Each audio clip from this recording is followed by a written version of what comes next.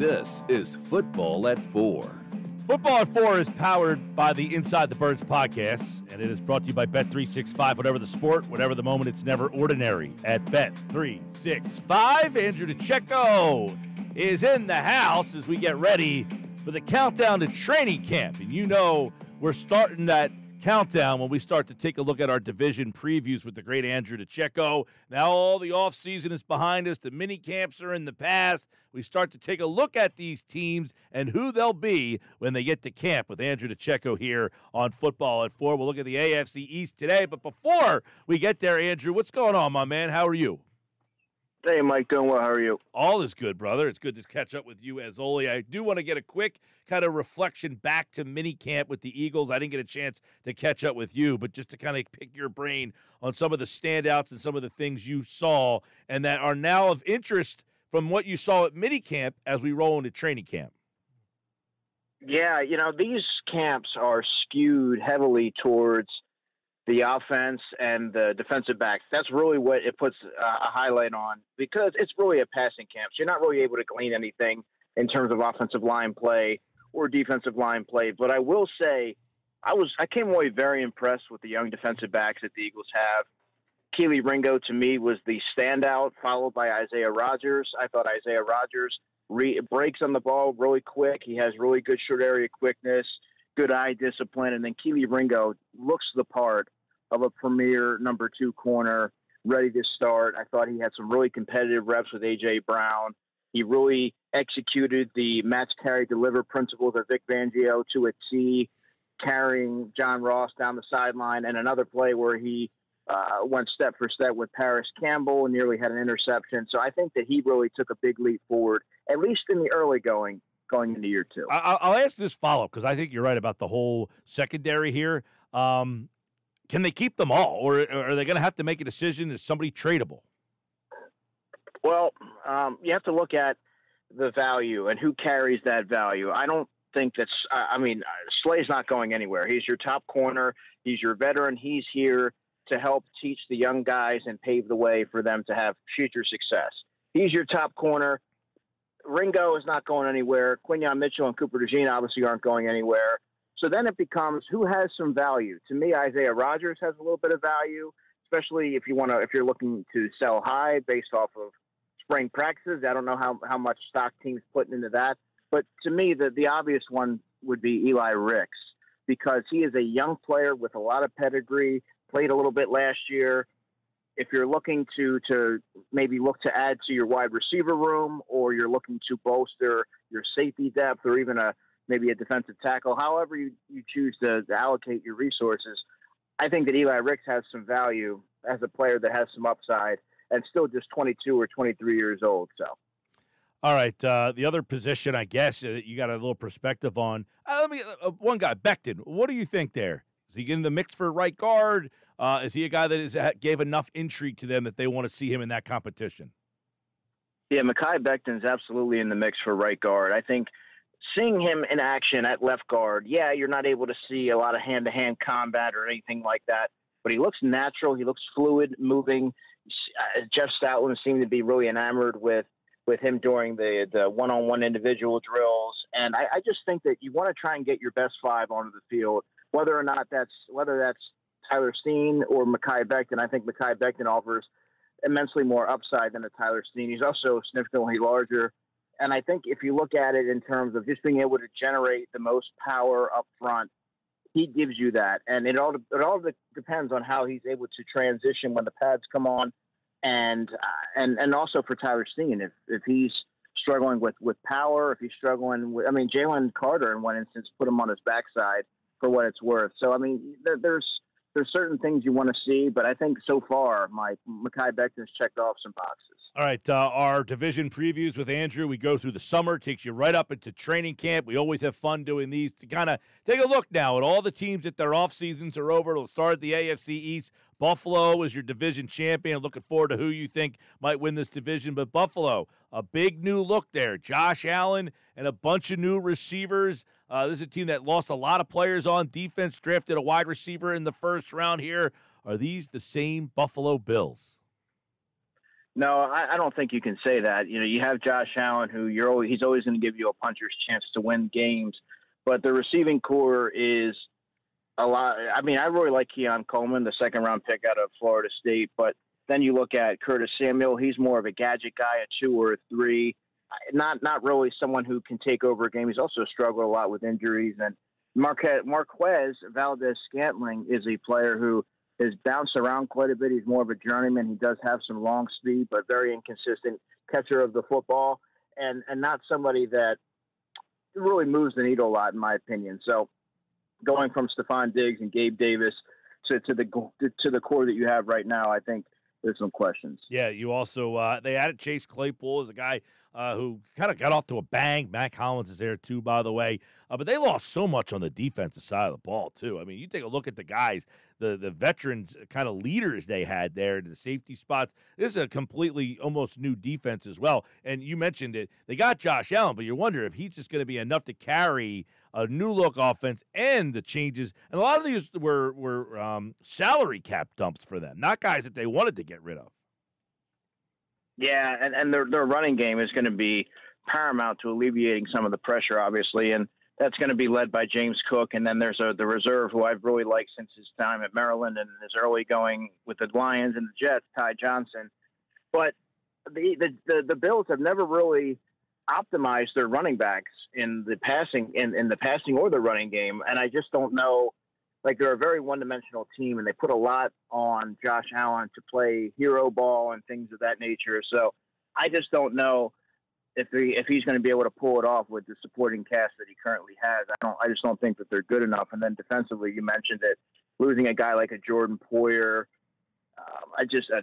Trey White's no longer there, and you're leaning on guys like Ed Oliver, Matt Milano, who's a tremendous linebacker. And they drafted a safety, I believe, in Cole Bishop in the second round, who I really like out of Utah. So there's a lot of new faces there, but there's also some of those mainstays that they're going to have to lean on. All right, the Miami Dolphins finished 11-6. They were second in the East. They got bombed in the playoffs in the snow. Chop Robinson was their first-round pick, so they go edge rusher there. They go Patrick Paul to help that offensive line, but it's another team that lost a lot, specifically on the defensive side of the ball, but Tua, Waddle, Tyreek Hill, Mostert, this offense is still going to be pretty electric. Yeah, I really like the Dolphins roster, even in spite of the losses that they had over the offseason. Mike McDaniel, I think, is a really ascending coach, and I thought he did some really good things last season, especially. And you look at the receiving core, Jalen Waddle, Odell Beckham. I mean, that's somebody that you don't necessarily want to hang your hat on because he's an unknown entity at this stage of his career as far as his output. And then, of course, you have Tyreek Hill, who is a game-changing type of wide receiver. So I really like their passing situation, especially with Waddle and Hill. And if you're able to get something out of Beckham, well, then all the more power to him. And then the running game situation, Raheem Mostert, Devin Achane.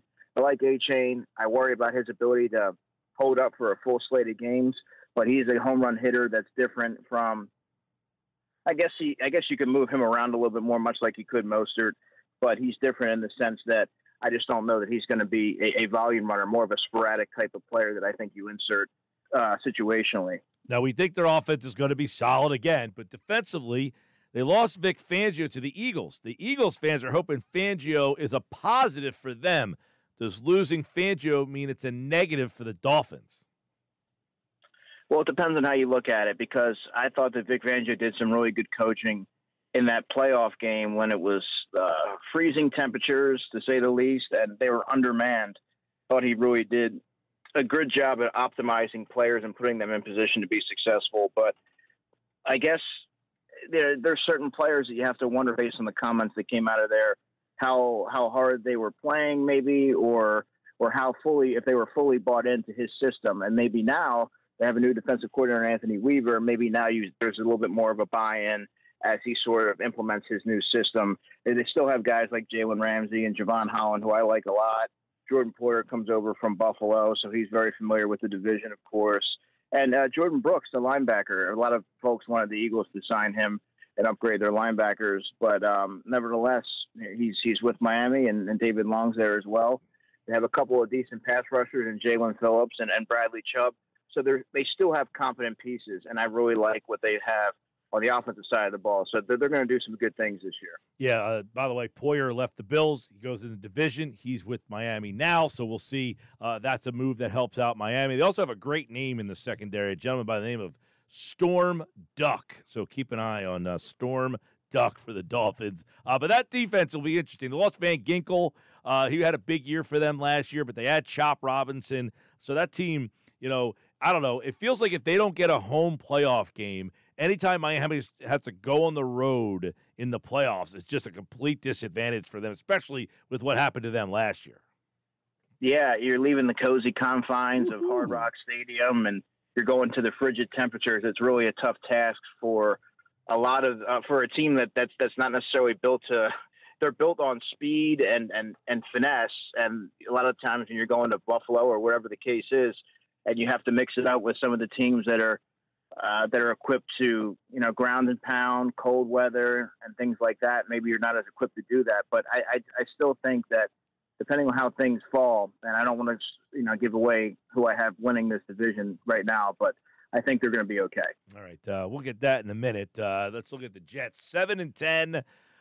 They also went offensive line in the first round. Ula Foshanu from Penn State. Malachi Corley is the third-round pick, wide receiver. But this is a team that, hey, look, they might have been a playoff team last year had they not had so many quarterback problems. So does Aaron Rodgers get this roster just by adding Rodgers with Bryce Hall, Garrett Wilson, who I like a lot, Mike Williams?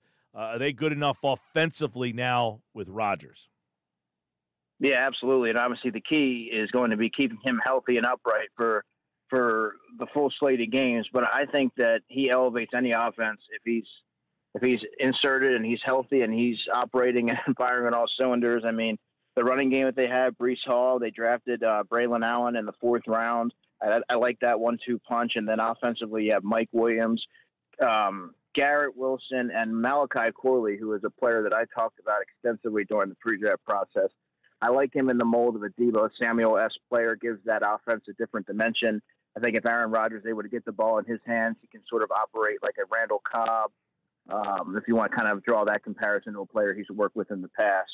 So, I mean, I think that's going to be an offense that is going to be – obviously it's going to be a lot more further along in advance than it was last season, but it all comes down to Aaron Rodgers, and if all the wires are aligned. Well, I will say this: at least they're better equipped with Tyrod Taylor as the backup now. Yeah, definitely. I mean, Zach Wilson, I never really held him in much in high regard, but it's definitely an upgrade with Tyrod Taylor there, someone who's been in a multitude of offenses and a veteran, and you know what you're going to get out of him. Andrew DiCecco, Football 4 division previews begin this week with the AFC East, which is a fascinating division. This defense was a playoff-level defense last year. They just had such terrible quarterback play, but they add Hassan Reddick, Quinnen Williams, Kinlaw, Jermaine Johnson. They are loaded at linebacker, and obviously Sauce Gardner, DJ Reed. This is a defense that you could probably say is a Super Bowl-level defense. Yeah, and I like their defensive coordinator, Jeff Ulbrich. Some may remember that he was a former linebacker with the San Francisco 49ers and maybe some other teams, but I really remember him as a Niner. So I think you're going to see a tough, hard-nosed defense that flies around. You listed a lot of the personnel. You have Sauce Gardner and DJ Reed. DJ Reed's one of the more underrated corners in the NFL, in my opinion. Quinnen Williams is always tough to contend with inside. They're really tough at all three levels of the defense. So I think that they're going to be just fine as long as they're able to stay healthy. They should be able to stay that alone should be able to keep them in game. Yeah, I mean, you almost wonder, like, if Aaron Rodgers, as you kind of said, has the everything plugged in correctly, is this roster a Super Bowl roster? I think it is. I don't think that's I don't think that's speaking out of something that is without the out of the realm of possibility. I think they can do that. And if Aaron Rodgers is the key here, if he's able to stay healthy and stay fully bought in and everything like that, there's no reason why they shouldn't be viable contenders. All right, let's go to the basement with New England. Last night was Tom Brady night out there against the Celtics game, by the way. And Tom Brady, I think, outdrew the Celtics. But they got a long way to go. Drake May, possibly the new quarterback there. We'll see. But this is a roster that needs a lot of help. May, will he start? Brissett, let's start with that spot there, and then we can kind of look at the rest of this offense, which is not very impressive. Yeah, I think, in my estimation anyway, I would think that Jacoby Brissett is going to be the starter in the early slate of the games, and then probably turn the reins over to Drake May. It's always a tough task for a young quarterback to jump right in when or be thrown to the fire and expect to execute the offense at a high level. So I think that should also be taken into account. All that being said, I personally like Drake May coming out, but he's sort of a polarizing type of quarterback. He wasn't a fit for everybody, and you don't know how he's ultimately going to acclimate. But Jacoby Brissett, for the longest time, he was the top backup in the league. He's a veteran. He's played in a million different offenses. I think you know what you have in him, and you can confidently roll him out there for the first few weeks while Drake May sort of gets his sea legs under him. Yeah, the problem with, if you're May and you're coming in, you don't have great weapons to work with here either, and your offensive line is suspect. Yeah, I mean, look, at receiver, they have a lot of work to do. Jalen Polk, who I like out of Washington, was drafted in the second round. Kendrick Bourne is really just he's really a 4, and he's being asked to be a 2 there. Their tight ends, they have 2 veterans in Hunter Henry and Austin Hooper, so I think that's going to be extremely beneficial for a young quarterback like Drake May operating over the middle of the field. You have those veterans, they can be your safety valve. But and their running game, they're really going to have to lean on Ramondre Stevenson, who is a power running back, and I think that when you look at what their lack of offensive weaponry, they're going to have to really take to the ground. But I don't know how effective Ramondre is going to be, knowing that teams are going to be keying in on the run. So I really just don't see a way where any quarterback or any player that you plug in there is going to have success given the personnel at their disposal. All right, on that defensive side of the ball, which obviously you got a defensive-minded head coach now. Not that you didn't before, but obviously. You still have defensive-minded head coach, but do they have a lot to work with? This was kind of an underrated defense. The offense just kind of doesn't help them out a lot, but it doesn't feel like those underrated Patriot defense during the Brady era. Right, yeah. I'll give you 5 players that I really like on their defense. And, Christian Barmore on the defensive line, Matthew Judon, the edge rusher. And then on the back end, I like Kyle Duggar, Christian Gonzalez, who was their first-round pick a year ago, and Marcus Jones as their inside corner, who's a really good return specialist as well. They have some pieces there. I just don't know if they have enough to really be able to kind of keep pace with some of these high-flying offenses that I think that their division has. Feels like there's some talent there, but right, like you said, they got a couple players, but this team just doesn't feel very exciting right now. It should be an interesting race, though. Buffalo, Miami, the Jets, and then I would imagine the Patriots. How do you see it, though, for the AFC East? Dolphins, Jets, Bills, Patriots. Dolphins, Jets, Bills, Pats. All right, that's going to be interesting. Do they get 3 playoff teams or 2? We'll see as the season gets on. Our AFC East look, our division previews begin, and that counts us down to the start of Eagles training camp, which will be here before we know it. And, of course, Andrew, all summer long with the division previews here on the Sports Bash. Football at 4 on 97.3 ESPN. Andrew, thanks, buddy. Thank you. All right, there he goes. Andrew DiCecco, everybody, from Football at 4 from the Inside the Birds podcast, which you can get on all podcasting platforms. And, of course, their YouTube channel to get the Football at 4 interviews and more content. Just search Inside the Birds.